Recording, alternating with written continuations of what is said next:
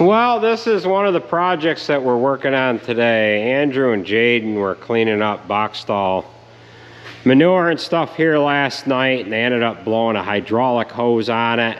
We went and had one made, and then Jason had discovered that there's another one that was going to blow, and this one here we're gonna have to have, or I had to order it right from JCB. So this they didn't have in stock, but they will get it here by tomorrow afternoon. There was one in Ohio.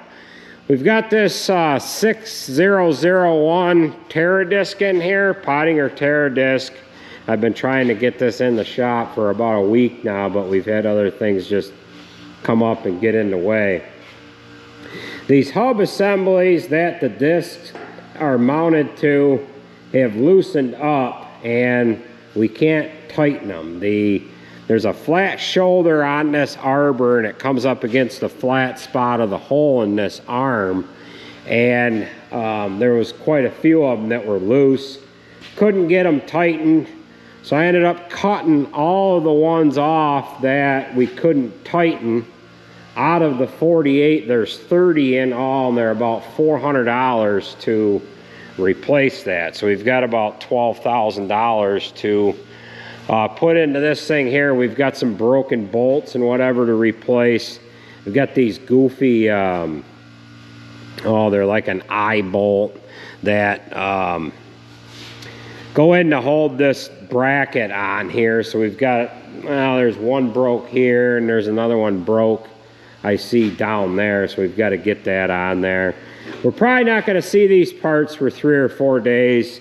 The girls are chisel plowing right now, and Alex just sent me a picture of the tire on the chisel plow had come off. Looks like she's got a bad bearing, and we're going to go down and get her fixed up, and then we'll have to come back and start putting bolts and whatever into this unit here, and then we'll have to pull it out and wait until some parts come in. We actually got some grease zerks to work on too that aren't taking any grease, but they should be rather simple to get together here.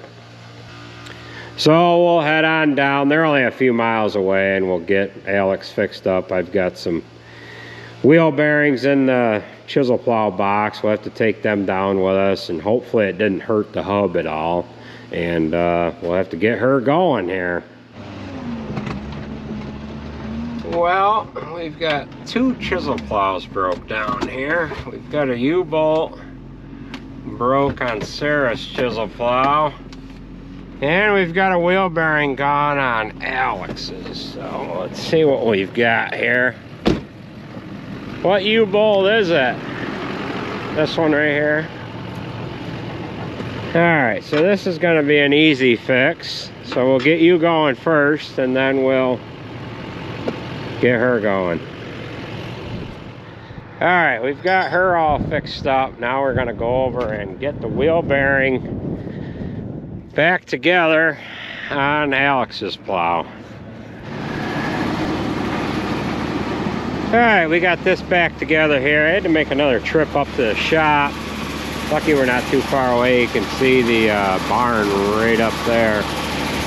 So she noticed this in time. However, the damn wheel got lodged in between these 2 shanks right here, and the wheel come off right there. So she went about 10 feet. We had to let the air out of the tire so that we could get it out of there. So did it scare you? No, it didn't scare you. No. All right. Well, hopefully it holds together. All right, you good to go? All right, while we were getting Sarah and Alex fixed up, Jaden had went out to fry, and he picked up the power divider that's going to be going into 900 here. That power divider was like $4 grand. They had an $1,800 charge on the core, the one that came out, but they said there was a $300 damage to the core, probably because of the teeth that were broke on that ring gear there. So we're gonna start working on this in a little while here. We've got to clean up the rear end a little better. The inner part of the housing here. We've got to clean that up a little better. Clean all the old silicone off of the front face there, and we'll have to muscle this in there.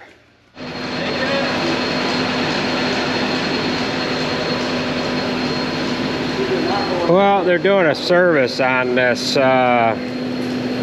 Kubota skid steer. This one is the first one that we bought. This one's got 3,200 hours on it, and we've had this a little over a year and a half now. I had to change one of these back tires. It was right down to the canvas. We put another used one on there. Broke a stud getting it apart. I had studs for a John Deere skid steer, but I didn't have any for this one, and our dealer's not going to have one for a week. You'd think something like that they'd have in stock. So they're just about done servicing this skid steer here. I'm just running a grease gun around it right now. And an update on our other Kubota. They have still not showed up here yet to look at the hydraulic lock attachment up on the front end there where you lock your bucket on. I ended up calling them Monday morning. Today is Wednesday, and we haven't seen anybody yet. So Jared and Jaden, they're working on getting this power divider back in, and they're just cleaning all of the crap out of the case here. It looks like Jaden's got that pretty well clean inside. We're gonna have to change the wheel bearings as well because of the amount of filings and whatever that ended up going throughout this whole gear case. So he's pulling the rear cover off of it now so that they can get that power divider in there easier. And then once they get the power divider in there, they'll pull these wheels off. We'll pull the bearings out, put some new bearings in there, get that cleaned up, and then that job will be done.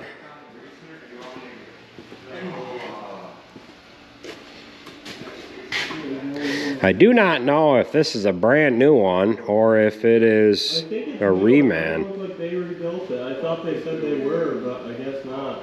Yeah, once in a while you run into a situation where they don't have a good core and they have to introduce a new one here. This, well, no, the other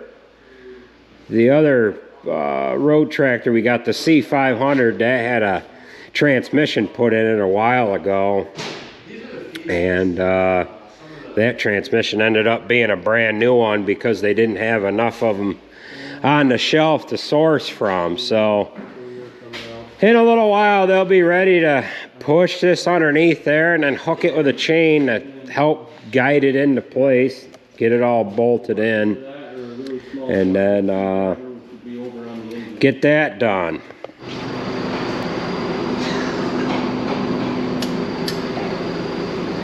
Well, we've got this power divider here ready to go in the front of the differential. We're just putting a little bit of silicone on there. That's way more than you need. And we're ready to push it in.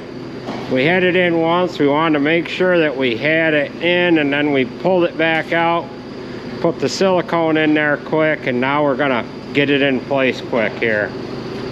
You gotta run the camera, Sarah? Sarah got snowed out of chisel plowing today, didn't you? Disappointed? Yeah. All right. You gotta narrate as we go here? No. Explain it, everything's going on.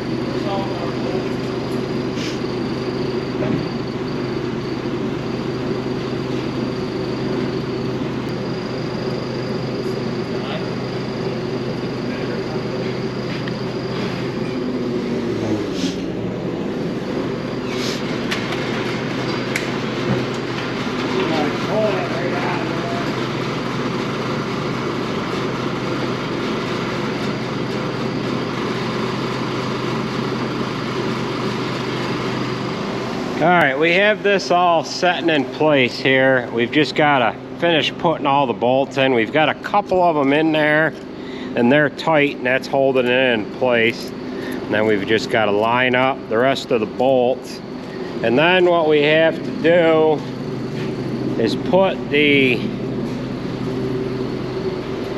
rear cover on. I don't know if you could see in there. Put the rear cover on here. Put the camera down in here. That's this is what the back side looks like. And then we've got to get the rear cover on there, and the seal and the yoke on there. So we've got some bolting to do here, and then we got to hook up the drive shafts. Well, we're getting ready to pull this out the door. We're waiting for parts for it. Right now what I'm doing is I am rotating these tires. I'm actually dismounting them and turning them around. The inside of the tire here is wore. I've already flipped this one around. We got the wear part on the outside. So we'll get this one off of here, dismount it, turn it around, mount it back up, and get it back on there. Now, we have struggled with this thing ever since we've had it. And if a tractor that we're using it on has a quick hitch on it, it was coming back and it was hitting this hose holder here, and it would break the bolts off. I got looking at this hitch, I seen this pin in here, and I'm just figuring out now that you can extend that pole out. So that's what we did here. We have extended the pole out so that if we're using this with a tractor that's got a quick hitch on it, this hose holder is back away from the tractor here. Jason's just getting the hoses on that telehandler. We had to have one hose chipped in overnight. We got this afternoon, so this is going to be done. Get this out of here, and then Jared wants to pull the noon spreader in and do some work to that. We've got a fair amount of snow on the ground here now. Show you what things look like out here. Things are kind of nice. Makes it nice to work in the shop. No, that's Brothers Rock Sore there, but as you can see, we have a couple inches of snow on the ground, and it is, what is it, the 21st of April? 22nd of April here, and we're dealing with some snow. 2 weeks ago, we had 80-degree temperatures, but this is nice. Gives us an opportunity to get some stuff done in the shop here.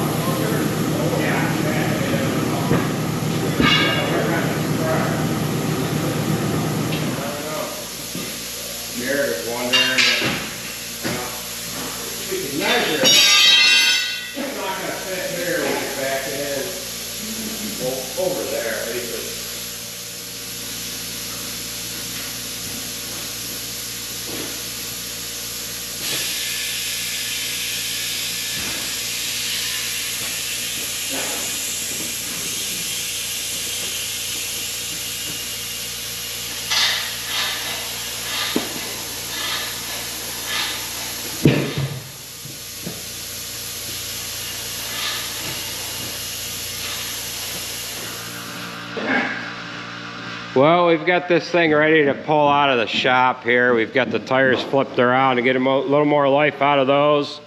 Extended the pull, straighten that stationary jack. We're just waiting for a bunch of parts. We're gonna have to get that back inside.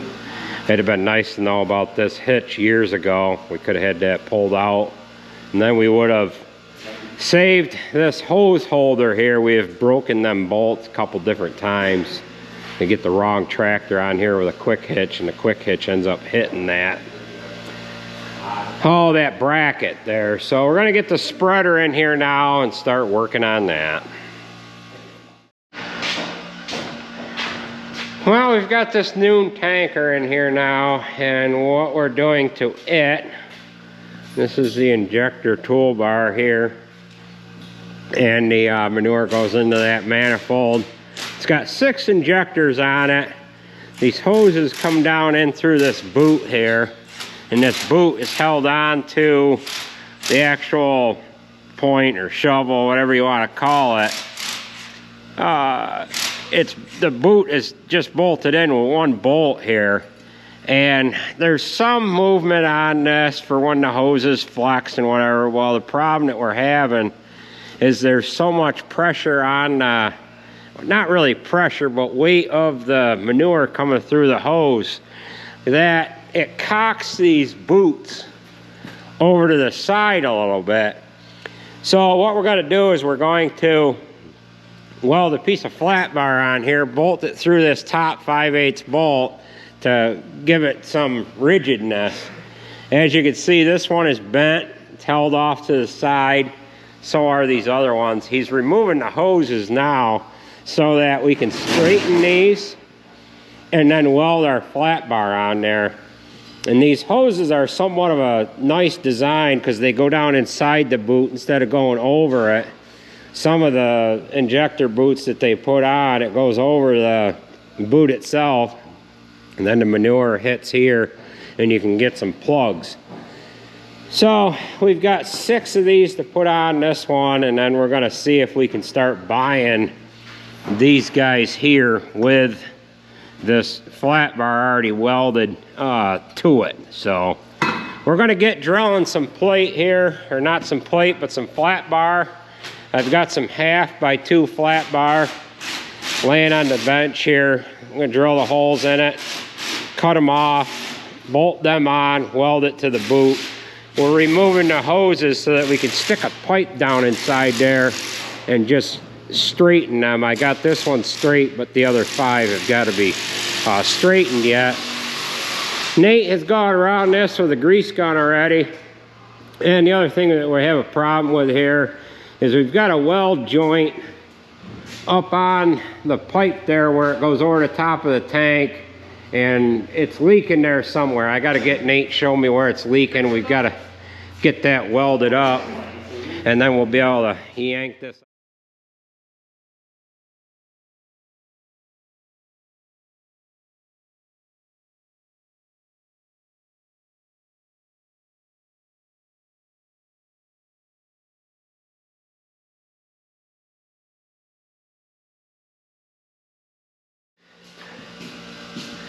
All right, we've got our pieces all ready to cut. We've got them drilled. We're gonna go ahead and cut this with a plasma cutter rather than cutting it with a chop saw. And what we're gonna use is this titanium 45 plasma cutter. I haven't used this since the testimonial video or the review video that I've done on this. I've used the Hypertherm from between then and now. Nate has the hoses all removed and the tubes squared up to where they need to be. He's going to go through and touch them all off with the grinder. We'll get these pieces welded on there, get the bolts back in, and we'll get this out the door here.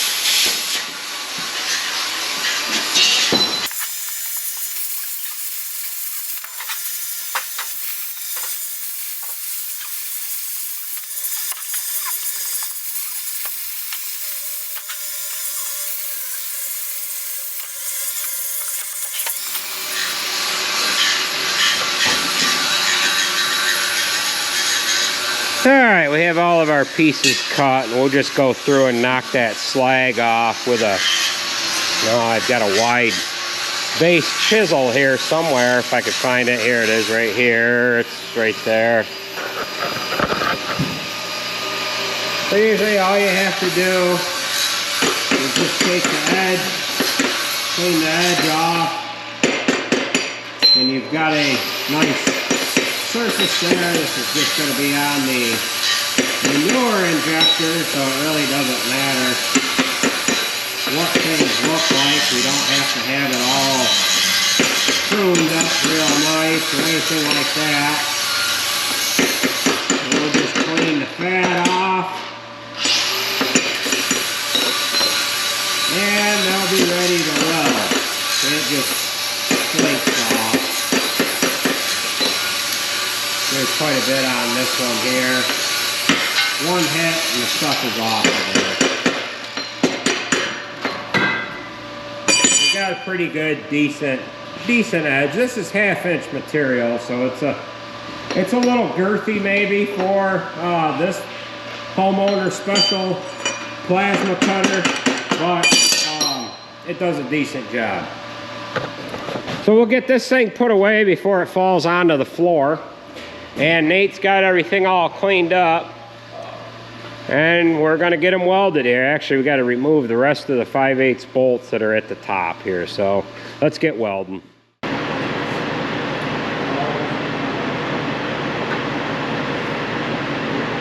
they need to run the bolt for an hour or so.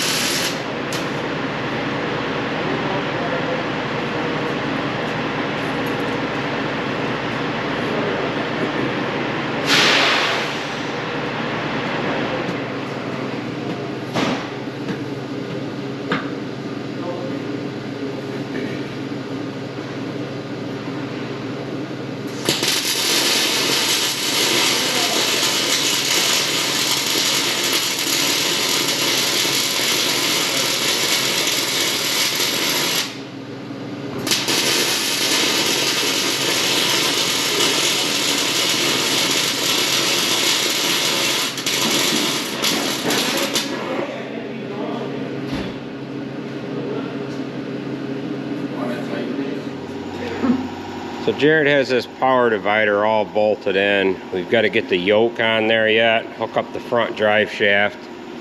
He's got the rear drive shaft hooked up, got that cover all resealed. He's got his air brake chambers hooked back up. Just got a couple of things left to do here on this, and then this is going to be done. Another thing we're doing to it is we're replacing the bearings on this front drive axle. We were assuming there was filings in it from the bearings and whatever going on in the rear end, and yeah, we seen filings, so we're getting them changed. It's kind of a bear of a job to get everything apart, but it just goes along with the job here. So Tim's got this side done, then he's got to get the other side done here yet, and then we'll be able to roll this thing out the door here. All right, we've got this noon tanker project done. We've got the hoses inside these boots here, and all these are welded, and now it's going to keep it rigid, and when it dumps that manure down, it's going to dump it in this opening of this little Y on these shovels or injector tips there. So that's all nice and rigid now, and they ended up pulling this red Diller tanker in here. Jason got the telehandler done, and Tim had a couple of tires that he wanted to replace on here, and this lift axle tire was one of them. It's all dry rotted there. Cap's starting to come off, and the tires on that back axle there, or middle axle, whatever you want to call it, they were getting down to the point where we've got to get them off so that we can put a cap on there. This one was a little worse than the other one there, and they'll get this project done. Get these 2 units out of here. Jared ended up getting the 900 done, rolled that out. We've got the 9410 in here, and we're gonna put a brake kit on it so that it'll activate the brakes on the Noon tanker. When you press the brake pedal on the tractor, it'll activate the brakes on the spreader. The Jamesway spreader and our other spreader, they have brakes that run off of the selective control valve. So this one is going to be working in conjunction with the actual tractor itself. Jake's going to be here in a little while. He's going to help me get that kit on there. The 9320 already has that kit on it. And the Jamesway tanker, when we bought that, that one could be switched to run it from the tractor as well. However, we never changed it around, and we had to have an extra hydraulic valve on the tractor to use on it, because that had 4 functions. Actually, it had 5 functions with the fold-up injector. So Jake's going to be here in a little while. We'll see what this kit entails to getting that on there. Jared's got some more work done on this engine here. He ended up putting the exhaust manifold on it here this morning. And we've got the sealed driver kit that Kaz Equipment has let us use. He's got to get the front seal on there. That's this unit here, and then the rear unit is this tool. So we were thankful that Kaz Equipment let us use their tools for that. We've got to throw some thermostats in it, and we're also going to put a new water pump on here. So we've got a snap ring to pull off of there, pry the old water pump out, put a new one in it, and then that's about it. He's got to put the fuel filter housing on and the oil filter housing on there, along with the seals. And then this is ready to go right into the tractor. So once Jake gets here, we'll start working on the 9410. All right, this is what the kit consists of here. Didn't come with any directions, but Jake just got here, so he knows how this goes in, and we're gonna get started. We'll join back up with you once we get it all plumbed together. There's some kind of a valve here and various hoses and fittings and whatever. So we'll get this in there quick. Show you what it looks like once we get it in, and we'll get hooked back up to that spreader and we'll give it a try. Jared's putting his seal in here. This tool ends up pushing it in real nice and even, and the tool ends up fastening into the end of the crank in order to push the seal in. So he's just getting things lined up. And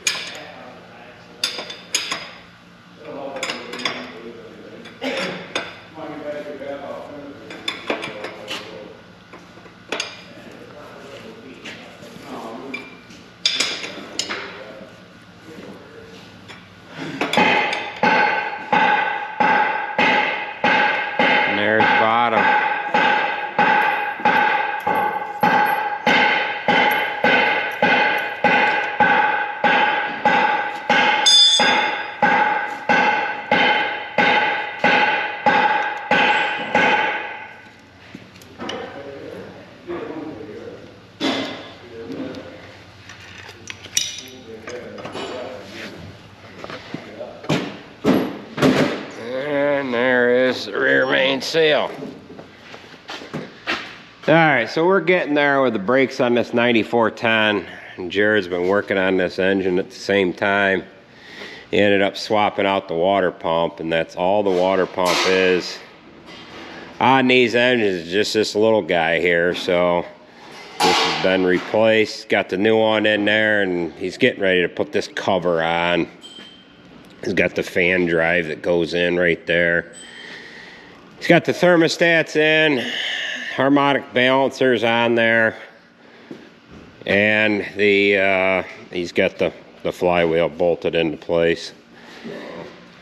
All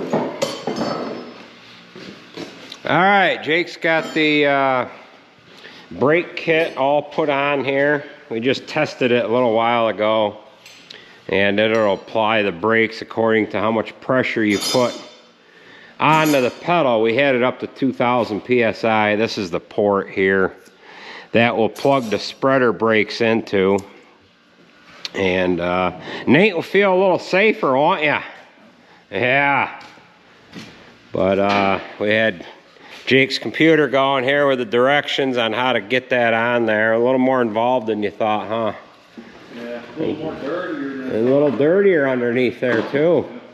So gotta, yeah, we got to get in underneath there and clean that up a little better. You can't clean them. No, there. Yeah. Well, this is gonna do it for this one, anyways. We'll come back at you maybe tomorrow with another one. Maybe get the spreader in the field. See if we can leave skid marks on the road or something. Yeah, sure. Yeah. That's it, folks. Take it easy.